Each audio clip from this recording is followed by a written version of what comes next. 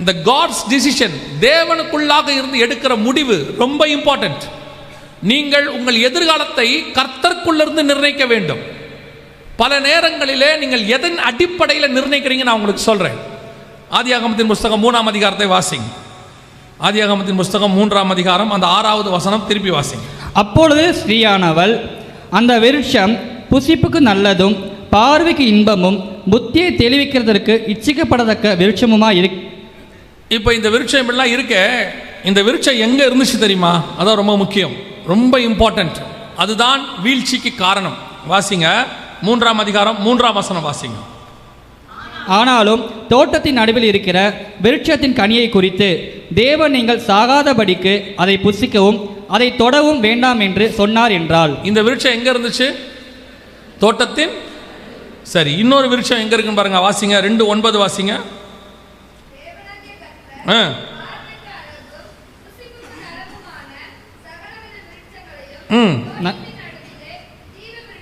தோட்டத்தின் நடுவில் ஜீவ விருட்சத்தையும். ஜீவ விருட்சம் எங்க இருக்குது? தோட்டத்துக்கு நடுவில்.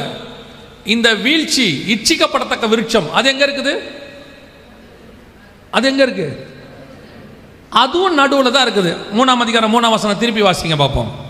ஆனாலும் தோட்டத்தின் நடுவில் இருக்கிற விருட்சத்தின் கனியை குறித்து தேவன் நீங்கள் சாகாதபடிக்கு அதை புசிக்கவும் அதை தொடவும் வேண்டாம் என்று சொன்னார் என்றால். நல்லா கவனிச்சுக்கொள்ளுங்க. இந்த விருட்சமும் எங்க தான் இருக்குது? நடுவில் தான் இருக்குது. அந்த விருட்சமும் எங்க தான் இருக்குது? நடுவில் தான் இருக்குது. இப்போ பிரச்சனையே என்னன்னா, இந்த 2 விருட்சத்தையும் பார்க்கும்போது ஒரு விருட்சம் பார்வைக்கு இன்பம், புத்தியை தெளிவிக்கிறதுக்கு இச்சிக்கப்படத்தக்கதா இருக்குது. இன்னொரு விருட்சம் ஜீவ விருட்சம். இதை பற்றினதான எந்த டிஸ்கிரிப்ஷன், வர்ணிப்பு பைபிளில் இல்லை. எப்படி இருக்கும்னு ஜீவ விருட்சத்தை பற்றி இல்லை. 2ஆம் அதிகாரத்திலையும் இல்லை, 3ஆம் அதிகாரத்திலையும் இல்லை. வெளிப்படுத்தல் 2ஆம் அதிகாரத்தில் ஜீவ விருட்சத்தை பற்றி இருக்கு, அங்கேயும் இல்லை. எங்கேயுமே ஜீவ விருட்சம் எப்படி இருக்கும் அப்படின்னு இல்லவே இல்லை. ஆனால் உங்களை வீழ்த்த பண்ணுகிற விருட்சம் இருக்கே, நன்மை தீமை அறியத்தக்க கனி, அது எப்படி இருக்கும்னு பைபிள் சொல்லுது. பார்வைக்கு இன்பமும் புசிப்புக்கு நல்லதும் புத்தியை தெளிவிக்கிறதுக்கு இச்சிக்கப்படத்தக்கதாக இருக்கிறது. 2 விருட்சமும் பக்கத்தில் தான் இருக்குது. இதுதான் டேஞ்சர். இப்போ இதுதான் இருக்கிறதுல டேஞ்சர். உங்களுக்கு கர்த்தர் வச்சிருக்கிற ஜீவ விருட்சமும் அங்கதான் இருக்குது. உங்களை விழ பண்ணுகிற இச்சிக்கப்படத்தக்க விருட்சமும் எங்க இருக்குது? அங்கதான் இருக்கு. விருட்சம்னா மரம், நல்லா தெரிஞ்சுக்கொள்ளுங்க. விருட்சம்னா மரம். 2 மரமும் பக்கத்தில் இருக்குது. ஒன்று காட்ஸ் வில், உங்களுக்காக கர்த்தர் வச்சது, சாப்பிடணும். இன்னொன்று சாப்பிடக்கூடாது, காட் உங்களுக்கு அது வேணான்னு சொல்றது. காட் விளக்கின கனியும் காட் கொடுக்கிற கனியும் பக்கத்தில் தான் இருக்கும், ரொம்ப டிஸ்டன்ஸில் இருக்காது. இங்கே தான் நான் சொன்ன பாருங்க, டிசிஷன் எடுக்கிற வேலைன்னு ஒன்று இருக்குது. இதுதான் கர்த்தர் உங்ககிட்ட கொடுத்துருக்கிறாரு. ரெபேக்காளுக்கு அந்த டிசிஷன் எடுக்கிற அந்த அத்தாரிட்டி இருந்துச்சு. உங்ககிட்டயும் கர்த்தர் அதை தான் எதிர்பார்க்கிறார். 2 வருஷம் பக்கத்தில் இருக்கும் ஒன்று, ஆனால் பார்க்கறதுக்கு அட்ராக்டிவாக இருக்கும். பொதுவாக நீங்களும் நானும் எதை வச்சு நம்ம செலக்ட் பண்ணுவோம் அப்படின்னு கேட்டிங்கன்னா, இப்போ ஒரு உதாரணத்துக்கு சொல்கிறேன். இதுக்கு ஒத்த காரியம் இருக்கு. ஆதியாகமத்தின் புஸ்தகம் 13ஆம் அதிகாரத்தில் ஆபிரகாமும் லோத்தும் போகிறாங்க. லோத்து போகும்பொழுது ஆபிரகாம் லோத்தை பார்த்து சொல்லிட்டாரு, உனக்கு முன்னாடி எல்லாம் ஓப்பனாக இருக்கு, நீ எதை வேணாலும் செலக்ட் பண்ணிக்கோ அப்படின்ட்டாரு. 11வது வசனம் வாசிங்க, 13:11. அப்பொழுது லோத்து யோர்தானுக்கு அருகான சமபூமி முழுவதையும் தெரிந்து கொண்டு கிழக்கே பிரயாணப்பட்டு போனான். இப்படி அவர்கள் ஒருவரை ஒருவர் விட்டு பிரிந்தார்கள். 10வது வசனம் வாசிங்க, மன்னிக்கணும் 10. அப்பொழுது லோத்து தன் கண்களை ஏறெடுத்து பார்த்து யோர்தான் நதிக்கு அருகான சமபூமி முழுவதும் நீர்வளம் பொருந்தி இருக்கிறதாக கண்டான். சோதோமையும் கர்த்தர் சோதோமையும் கோமோராவையும் அழிக்கும் முன்னே சோவாருக்கு போகும் வழி மட்டும் அது கர்த்தருடைய தோட்டத்தை போலவும் எகிப்தின் தேசத்தை போலவும் இருந்தது. சோதோம் எப்படி இருந்துச்சா பார்க்கிறதுக்கு? கர்த்தருடைய தோட்டத்தை போல, எகிப்தை போல நீர்வளம் மிக்கதாக. லோத்து பார்க்கும்போது அட்ராக்டிவ், தி பெஸ்ட், இதாயா சூப்பர் இடம், நம்ம வாழ்றதுக்கு நல்ல இடம் அப்படின்னு டிசைட் பண்றாங்க. ஆனால் அடுத்து 13ஆம் அதிகாரத்தில் திருப்பி ஆண்டவர் ஆபிரகாமை பார்த்து ஒரு வார்த்தை சொல்றாரு. 14வது வசனத்துல, லோத்து ஆபிரகாமை விட்டு பிரிந்த பின்பு கர்த்தர் ஆபிரகாமை நோக்கி, உன் கண்களை ஏறெடுத்து நீ இருக்கிற இடத்தில் வடக்கையும் தெற்கையும் கிழக்கையும் மேற்கையும் நோக்கி பார். நீ பார்க்கிற இந்த பூமி முழுவதையும் நான் உனக்கும் உன் சந்ததிக்கும் என்றென்றைக்கும் தருவேன். இப்போ ஆபிரகாம் பார்க்கிற பூமியை பத்தி அங்க இல்லை. அது எப்படி இருக்கும்னு தெரியாது. ஆனா கானான் எப்படி இருக்கும்னு தெரியாது. லோத்து பார்க்கிற பூமி நீர்வேலம் முக்கியது. லோத்து பார்த்த பூமி சோதம் அழியறதுக்கு முன்னாடி எகிப்தை போல, தேவனுடைய தோட்டத்தை போல பயங்கர அட்ராக்டிவ்.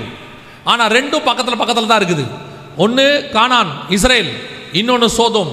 ரெண்டும் இருக்கு. ஆனா சோதோம் பார்க்கறதுக்கு அட்ராக்டிவா இருக்கு, கானான் பார்க்கறதுக்கு ஒண்ணுமே அங்க இல்ல. பிரச்சனை என்னன்னா, சோதோமுக்கு உள்ள போனா அழிவு, ஜனங்க மோசமானவங்க. கானானுக்கு உள்ள போனா பாலும் தேனும் ஓடுகிற தேசம்.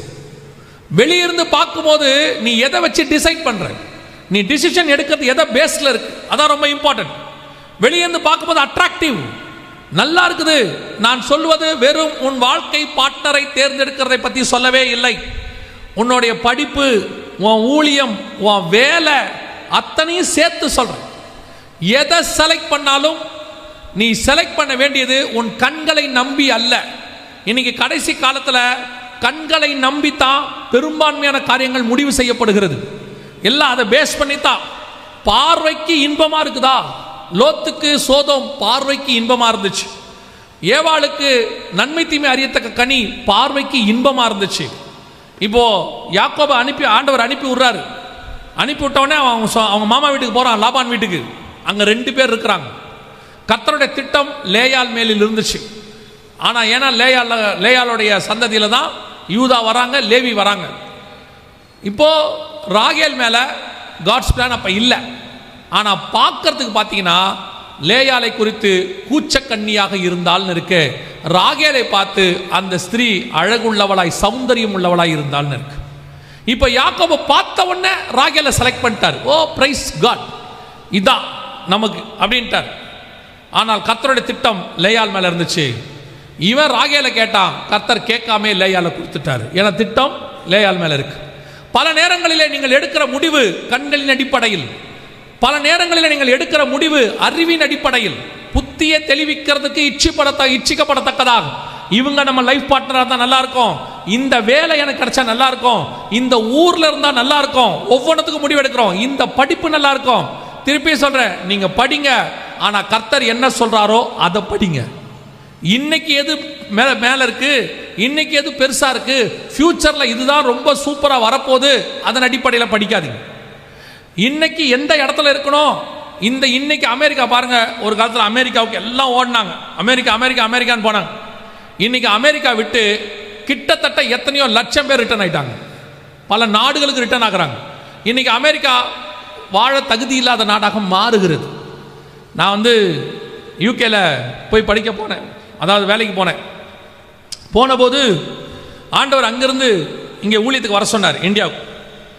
ஆனால் எல்லாரும் சொன்னாங்க, யூகே விட்டு போகாத, நல்ல சம்பளம், நல்ல வாழ்க்கை, 10 வருஷம் கழிச்சு நீ அப்படி இருக்கலாம் இப்படி இருக்கலாம். நாங்கள் ஆண்டவர் மட்டும் நீ வந்துரு, நான் பார்த்துக்கிறேன்ட்டார். வந்துட்டேன். நான் சொல்ல 2004 வந்துட்டேன். இப்போ அங்க இருக்கிறவரே சொல்றாங்க, இங்க வாழ முடியாது, இது அவ்வளோ நல்லா இல்லை. அங்க இருக்கிறவங்களுக்கு அது ஓகே, நமக்கு இது செட் ஆகாது, என்னைக்கு இருந்தாலும் நம்ம திரும்பி இந்தியாவுக்கு வந்துடலான்னு பார்க்குறோன்னு சொல்றாங்க. அன்னைக்கு கர்த்தர் சொல்லி நான் வந்ததுனால இன்னைக்கு கௌரவமா சாட்சி சொல்றேன். இல்லைன்னா நான் என்ன சொல்லுவேன்னா, விரட்டி அடிச்சு நானும் ஓடி வந்திருப்பேன். ட்ரம்ப் மாதிரி ஒரு ஆள் வந்தால் சரியா போயிடும். கவனிச்சுக்கொள்ளுங்க, கண்களை வைத்து புத்தியை வைத்து எதையுமே செலக்ட் பண்ணாதீங்க, டிசிஷன் எடுக்காதீங்க. அதுக்கு பின்னால் ஒரு டிராபேக் இருக்கும், டிஸ்அட்வான்டேஜ் இருக்கும். எப்பவுமே தேவனை வச்சு டிசைட் பண்ணணும். கர்த்தருடைய திட்டம் என்னன்னு ஆண்டவர்கிட்ட கேட்கணும். நான் இந்த வேதத்தை வச்சு சொல்றேன், கர்த்தர் கொடுக்கிறது பார்வைக்கு இன்பமாக இருக்குமான்னு சொல்ல முடியாது, ஆனால் நிச்சயம் அதுக்குள்ளே ஜீவன் இருக்கும்.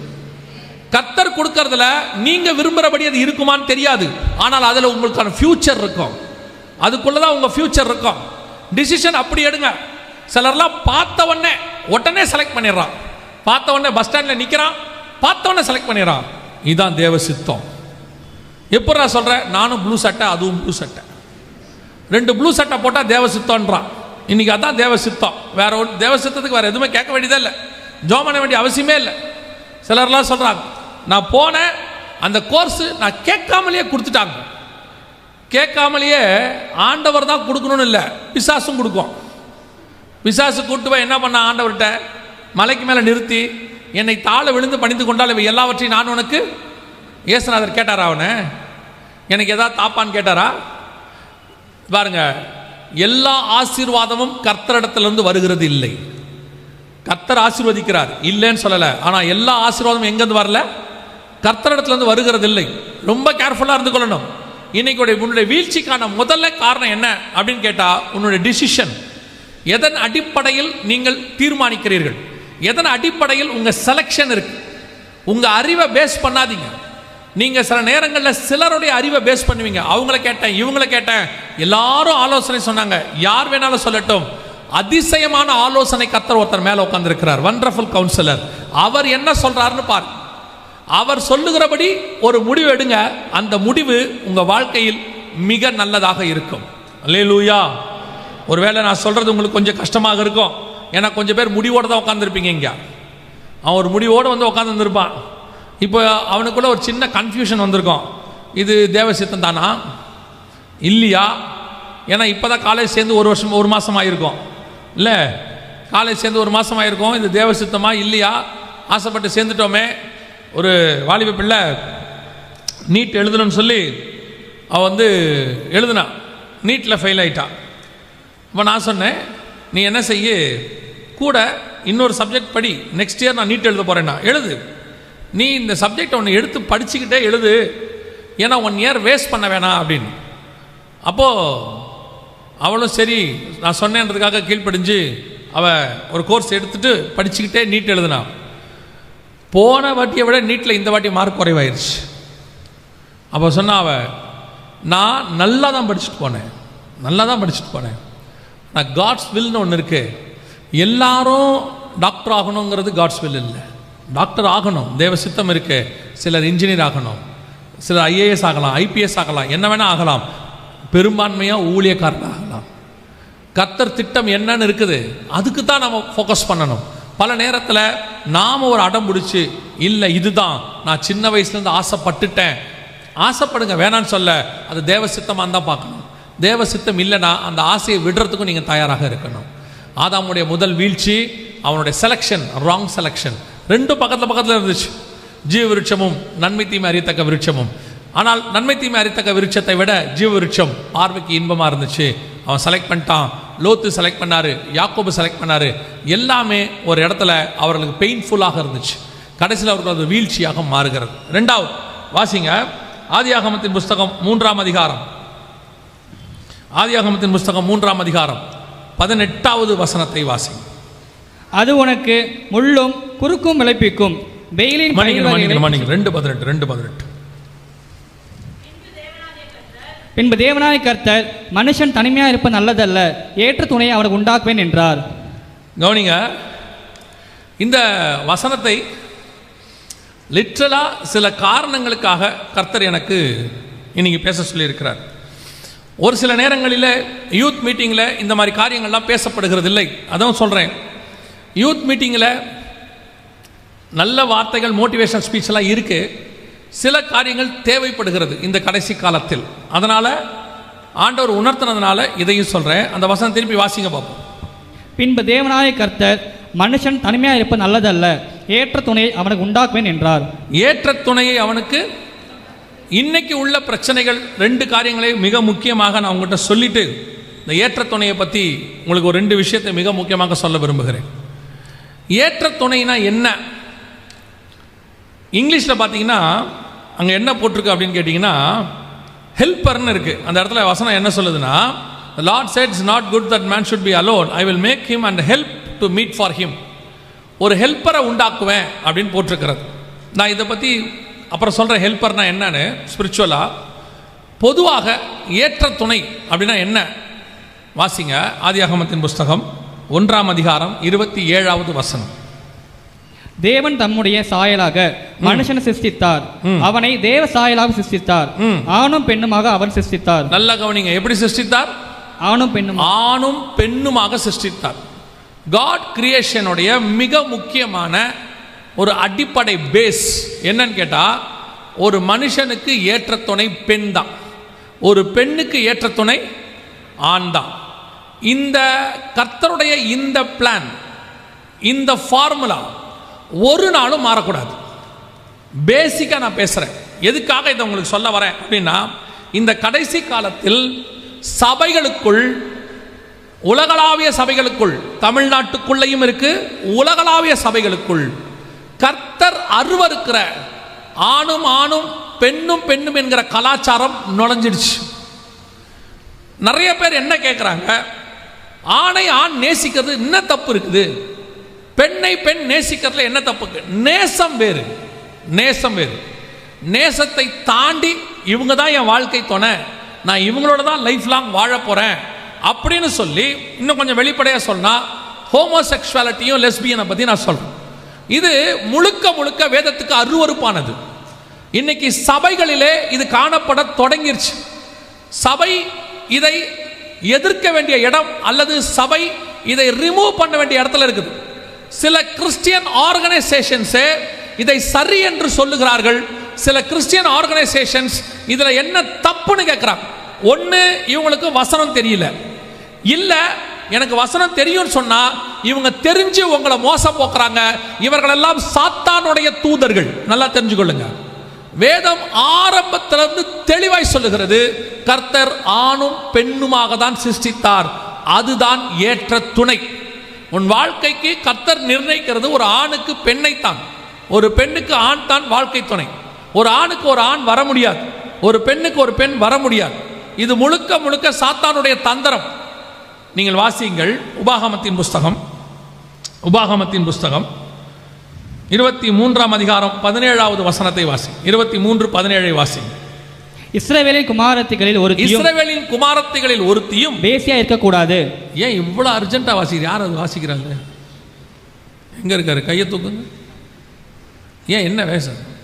பொறுமையா நிறுத்தி தெளிவா நிதானமா வாசிங்க. இஸ்ரவேலின் குமாரத்திகளில் ஒருத்தியும் வேசியா இருக்கக்கூடாது. இஸ்ரவேலின் குமாரரில் ஒருவனும் ஆண் புணர்ச்சிக்காரனா இருக்கக்கூடாது. No homosexuality. ஒருவேளை இதெல்லாம் சபையில பேசலாமான்னு கேட்காதீங்க.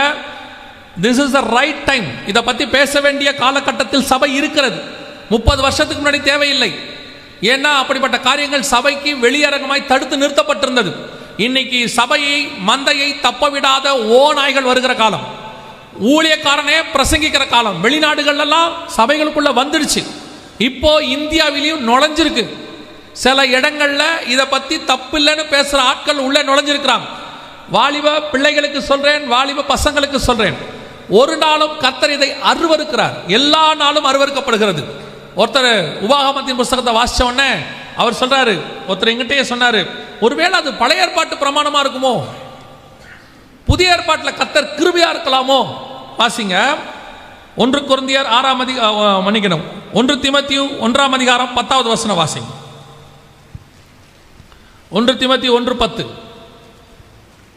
அவர்கள் கர்த்தருடைய வேசிக்கல்லரும் ஆண் புணர்ச்சிக்காரரும் மனுஷரை திருக்கிறது. ஓடியா அவர் தான் வாசிக்கிறார்ல, நீ தான் லேட்டா எடுத்துள்ள. அப்புறம் என்ன? திருப்பி வாசிங்க தம்பி. வேசிக்கல்லரும் ஆண் புணர்ச்சிக்காரருக்கும் மனுஷரை திடுகிறவர்களுக்கும் பொய்யருக்கும் பொய்யான இடுகிறவர்களுக்கும்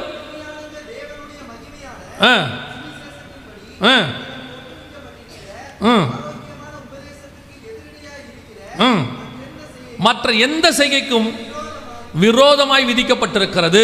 அகைன்ஸ்ட் டு தி காட்ஸ் லா. சபைகளுக்குள்ளே இப்படிப்பட்ட காரியங்கள் அருவருக்கப்படுகிறது. ஆணுக்கும் சரி பெண்ணுக்கும் சரி, யார் சரின்னு சொன்னாலும் சரி, எவ்வளவு பெரிய ஊழியக்காரன் சரின்னு சொன்னாலும் சரி, எவ்வளவு பெரிய சபை சொன்னாலும் சரி, வேதம் தப்பென்று சொல்லுகிறது. தப்பு தான், அது பாவம்தான். ஒரு பெரிய சபை, 80,000 பேர் இருக்கிற சபை, அந்த சபையினுடைய போதகர் இவ்விதமாய் சொன்னார், நான் இந்த மாதிரி ஆணும் ஆணும் பெண்ணும் பெண்ணும் திருமணம் பண்ணுகிறவர்களை நான் தடுக்கிறதில்லை, என்கரேஜ் பண்றேன்.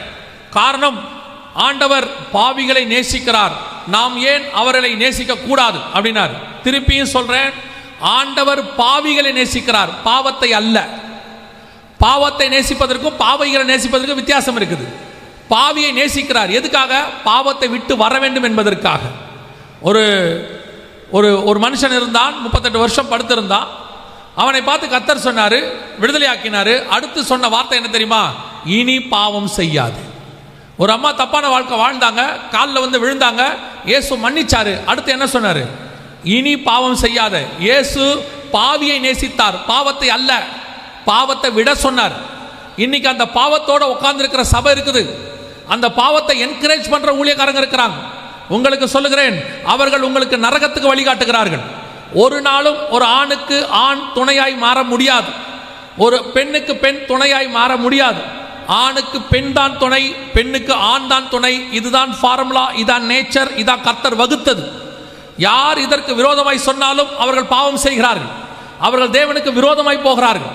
தயவு செய்து இப்படிப்பட்ட பாவத்தில் இருப்பீர்களானால், நல்லா கவனிங்க, இப்படிப்பட்ட பாவத்தில் இருப்பீர்களானால் உடனடியாக அந்த பாவத்தை விட்டு வெளியே வா. கர்த்தர் அருவருக்கிறார், கர்த்தருக்கு அது பிடிக்காது. சில நேரங்களிலே அது நடக்க வாய்ப்பு இருக்கிறது. வாலிப பிராயத்தில் இப்படிப்பட்ட காரியங்களை கடந்து வருவதற்கு வாய்ப்பு இருக்கிறது. ஒருவேளை வெளிநாட்டில் அது வெளிப்படையாக இருக்கும், நம்ம நாட்டில் அது கொஞ்சம் மறைமுகமாக இருக்கும். அப்படிலாம் இருந்தால் தயவு செய்து விட்டு வெளியே வா. ஒருவேளை என்னால் விட முடியல, சில நேரத்தில் இதுக்கு அது என்னுடைய மாம்சத்தை தாண்டி போகுது, சிலருக்கு இருக்கு, நான் விட்டுவிட வேண்டும் என்று நினைக்கிறேன், விட்டுவிட வேண்டும் என்று நினைக்கிறேன், ஆனால் அதிலிருந்து என்னால் என்ன செய்ய முடியல, விடுபட முடியல. செஞ்ச பிறகு ஒரு குற்ற உணர்வு வருது. ஐயோ நான் செஞ்சிட்டேனே, நான் செய்யக்கூடாதுன்னு நினைச்சேனே அப்படின்னு. இனிமேட்டு செய்ய மாட்டேன்னு ஒரு சூழ்நிலையில் தீர்மானம் கூட எடுக்கிறீங்க. ஆனால் ஒரு நேரம் வரும்போது அந்த பாவம் அல்லது மாம்சம் உங்களை மேற்கொள்ளுகிறது. அது ஆண் புணர்ச்சியாக இருக்கலாம், பெண் புணர்ச்சியாக இருக்கலாம், அல்லது சுய புணர்ச்சியாக இருக்கலாம். அந்த வசனத்தை வாசி நீங்கள் நோட் பண்ணி வச்சுக்கோங்க, உங்களுக்கு யூஸ் பண்ணுறதாக நான் சொல்கிறேன். ஏன்னா சிலருக்கு மெடிக்கலி இன்னைக்கு யூடியூப்லலாம் சில காரியங்களை தப்பு இல்லைன்னு போதிக்கிறாங்க. தப்பு இல்லை, இதெல்லாம் தப்பு கிடையாதுப்பா அப்படின்றாங்க. வாசிங்க 1 கொரிந்தியர் 6ஆம் அதிகாரம் 9வது வசனத்தை வாசிங்க. 1 கொரிந்தியர் 6:9. சகோதரனோட சகோதரன் வழக்காடுகிறான், அவிஸ்வாசிகளுக்கு முன்பாகவும் அப்படி செய்கிறான். சோ தம்பி நீ வாசிப்பா. அநியாயக்காரர் தேவனுடைய ராஜ்யத்தை சுதந்திரிப்பது இல்லை என்று அறியீர்களா? வஞ்சிக்கப்படாதிருங்கள். வேசி மார்க்கத்தாரும் விக்கிரக ஆராதனைக்காரரும் விபச்சாரக்காரரும், நல்ல கவனிங்க என்ன இருக்குது, சுய புணர்ச்சிக்காரரும், வாசிங்க, ஆண் புணர்ச்சிக்காரரும், திருடரும், பொருளாசைக்காரரும், வெறியரும், உதாசீனரும், கொள்ளைக்காரரும் தேவனுடைய ராஜ்யத்தை சுதந்திரிப்பதில்லை. ஆண் புணர்ச்சி தப்புன்னு தெரியும் சிலருக்கு, பெண் புணர்ச்சி தப்புன்னு தெரியும், விபச்சாரம் தப்புன்னு தெரியும், வேசிக்கல்லம் தப்புன்னு தெரியும், திருட்டு தப்புன்னு தெரியும். ஆனால் சுய புணர்ச்சி தப்புன்னு நிறைய பேருக்கு தெரியாது. சபைகளில் அது பிரசங்கிக்கப்படுகிறது இல்லை, சபை அது இல்லை என்று நினைச்சிட்டு இருக்குது. தயவு செய்து வாலிப பிராயத்தில் இருக்கிறவர்களுக்கு ஆவியானவர் உணர்த்தினதால் தான் நான் சொல்றேன். இந்த பாயிண்ட் எனக்கு ஆவியானவர் எனக்கு உணர்த்தி நான் எடுத்துட்டு வந்து உட்கார்ந்துருக்கிறேன். எனக்கு உங்கள்கிட்ட பேசணுன்ற அவசியம் இல்லை. ஆனால் இந்த கடைசி காலத்தில் இதையெல்லாம் தப்பு இல்லைன்னு மெடிக்கலி சொல்றாங்க. உங்களுக்கு சொல்றேன், எல்லாரும் தப்பு இல்லைன்னு சொன்னாலும் பைபிள் தப்புன்னு சொன்னா தப்பு தான். எல்லாரும் செய்கிறதுனால ஒரு தப்பு சரியாய் மாறிவிடாது. சோதோம்ல எல்லாரும் ஹோமோசெக்சுவாலிட்டியில இருந்தா, ஆனா அது தப்பு அப்படின்னு ஒரே ஒருத்தன் மட்டும்தான் இருந்தான். யாரு? லோத்து. இப்ப கர்த்தருடைய பார்வையில லோத்து தான் நீதிமான். எல்லாரும் செஞ்சதுனால அது என்னவாயிடாது, சரியாயிடாது. நோவா காலத்துல நோவா மட்டும்தான் என்னவா இருந்தான், நீதிமான். உலகமே சீர்கேடா இருந்தது. எல்லாரும் செஞ்சதுனால உலகம் செஞ்சது சரியாயிடாது. நோவா தேவனோடு கூட சஞ்சரித்து கொண்டிருந்தான். எல்லாரும் செய்யறதுனால ஒரு தப்பு சரியாயிடாது. அவன் செய்யறான், இவன் செய்யறான், அவங்க பண்றான், டிவியில சொல்றான், யூடியூப்ல சொல்றான், ஒரு பெரிய செலிபிரிட்டி சொல்றாரு, யார் வேணாலும் சொல்லட்டும். வேதம் என்ன சொல்லுது அதான் முக்கியம். பைபிள் இந்தந்த அருவருப்புகளை அருவருக்கிறது, இதை பாவம் என்று சொல்லுகிறது. அது உனக்கு இருக்கக்கூடாது, அவ்வளவுதான். இப்படிப்பட்ட பாவங்கள் உன் வாழ்க்கையில் இருக்கும்போது சில நேரங்களிலே, நான் அதை தான் சொல்ல வரேன், சில நேரங்களிலே நீ விட வேண்டும் என்று நினைப்பாய், ஆவியானவர் உணர்த்துவார். நீ நானும் நரகத்துக்குரியவன் அல்ல, ஆவியானவர் நம்ம நடத்துறாருல, அப்ப கண்டிப்பா உன்னை என்னை விட்டு கொடுக்க மாட்டார். ஸோ ஆவியும் மாம்சமும் போராடும். நான் வாலிபருக்கு நான் சொல்லுகிறேன். அப்புறமா வீட்டுக்கு போயிட்டு ரோமர் 7ஆம் அதிகாரத்தையும் 8ஆம் அதிகாரத்தையும் சேர்த்து படிங்க. வீட்டுக்கு போயிட்டு இந்த 2 அதிகாரத்தையும் படிங்க. இன்னைக்கு நாம என்ன நிலைமையில இருக்கிறோமோ அதை ஒரு நாள் பவுல் கிராஸ் பண்ணி வந்திருக்கிறார். நம்ம இப்போ என்ன நிலைமையில இருக்கிறோமோ பவுல் அதை கிராஸ் பண்ணி வந்திருக்கிறார். மாம்சத்தோடும் ஆவியோடும் எனக்கு போராட்டம் இருக்குன்னு சொல்றார். சில நேரத்தில் மாம்சம் மேற்கொள்ளுதுன்னு சொல்றார். அதை எப்படி மேற்கொண்டு ஆவியில வாழணுங்கிறத 8ஆம் அதிகாரத்தில் சொல்லுவார். 7ஆம் அதிகாரம் வரைக்கும் மாம்சம் மேற்கொள்றதை சொல்வார். 8ஆம் அதிகாரத்தில் ஆவி மேற்கொள்றதை சொல்வார். உனக்கு இங்க இருக்கிற எல்லா வாலிபர்களுக்குமே சொல்றேன், அத்தனை பேரும் இங்க யாருமே துணிகரமான பாவத்தை செய்கிறவர்கள் இருக்க மாட்டீர்கள். ஏன்னா நீங்க அப்படி செஞ்சுட்டீங்க வந்து உட்காரவும் மாட்டீங்க. உங்களுக்கு பாவம் இருக்கும், அது வேணாம் விட்டுலாம், எப்படியாவது விடுதலை ஆயிரணும் அப்படிங்கிற எண்ணமும் இருக்கும். ஆனா விட முடியாதபடி உங்களுக்குள்ள ஒரு போராட்டம் இருக்கும். அந்த பாவத்தை செய்யறதுக்கு முன்னாடி வரைக்கும் நீ சொல்லிக்கிட்டே இருப்ப, செய்ய மாட்டேன், செய்யக்கூடாது, ஏன் நீ வசனத்தை கூட வாசிப்ப. ஆனா திடீர்னு அந்த பாவம் உன்னை, அந்த மாம்சம் உன்னை மேற்கொள்ள தொடங்கும், அந்த சிந்தனை மேற்கொள்ள தொடங்கும். ஆட்டோமேட்டிக்கா நீ அந்த பாவத்தில் விழுந்துருவ. விழுந்த பிறகு திருப்பி அதை செஞ்ச உடனே உனக்குள்ள ஒரு குற்ற உணர்வு வரும். சிலர் என்ன சொல்றாங்கன்னா, நான் பாவத்தை செஞ்சுட்டேன், விழுந்துட்டேன், அவ்வளவுதான், இனி ஆண்டவர் என்ன மன்னிக்க மாட்டாரு. நான் உனக்கு ஒன்று சொல்றேன், நீ செஞ்ச உடனே உனக்கு இன்னும் பாவம்னு தோணுது இல்ல, அந்த தோணுகிறது இல்ல, அது உனக்கு தேவன் கொடுக்கறதுனால தான் தோணுது. ஆண்டவர் இன்னும் உன்னை மீட்டெடுக்கணும்னு நினைக்கிறதுனால தான் அது உனக்கு தோணுது, இல்லாவிட்டால் தோணாது. ஏன்னா பாவத்தை குறித்து கண்டித்து உணர்த்துகிறவர் பரிசுத்த ஆவியானவர் தான், வேற யாரும் உணர்த்தவே முடியாது.